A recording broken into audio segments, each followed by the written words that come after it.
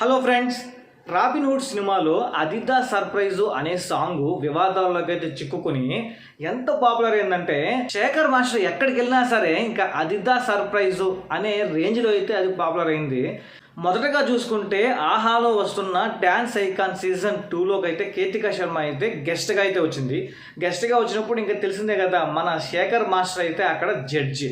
So జడ్జిగా ఉన్నప్పుడు ఆ కేతికా శర్మ రావంగానే అక్కడ కూడా ఒక కన్వర్జేషన్, అది దా సర్ప్రైజు, ఇంకా రావడం, ఆ స్టెప్ వేయడం. దాని తర్వాత కేతికా శర్మ గెస్ట్గా అయితే రీసెంట్గా మన కిరాక్ బాయ్స్ కిలాడి గర్ల్స్ సీజన్ 2కి అయితే వచ్చింది. సీజన్ 2కి వచ్చినా సరే అక్కడ కూడా సరే అది దా సర్ప్రైజు. మరో విషయం ఏంటంటే అక్కడ బాయ్స్ గెలుస్తారా గర్ల్స్ గెలుస్తారా అని చెప్పి కేతికా శర్మ అడిగితే అది దా సర్ప్రైజు అని చెప్పి దాన్ని కూడా ఇంకా అలా మార్చేస్తుంది.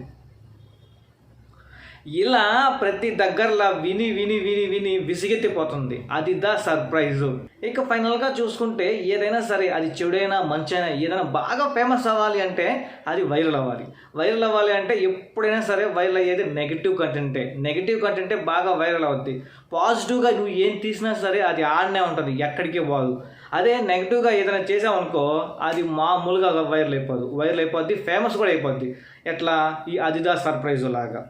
ఇకపోతే మీరు కూడా అలానే ఇదేం కర్మరా బాబు, ఎక్కడికి వెళ్ళినా ఏ షోకి వెళ్ళినా ఇదే తంతు అయిపోయింది అని చెప్పి అనుకుంటున్నారా? అయితే కింద కామెంట్ సెక్షన్లో కామెంట్ చేయండి.